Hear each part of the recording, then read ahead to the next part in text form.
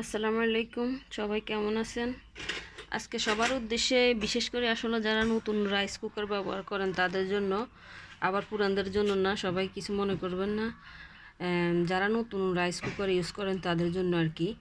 তো রাইস কুকারে ভাত রান্না করতে গেলে অনেক সময় ভাতের ফেনা আসি মানে চতুর্পাশ ভরে যায় এবং কি অনেকটা হিমশিম খায় যারা নতুন।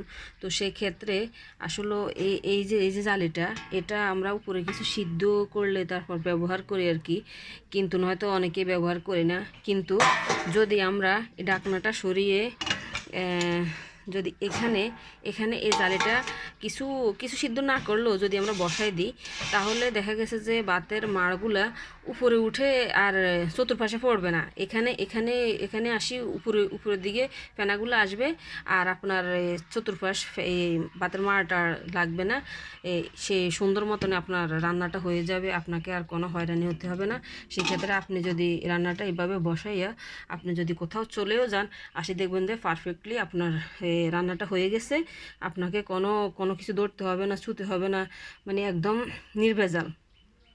ওকে, সবাই ভালো থাকবেন। আসসালামু আলাইকুম।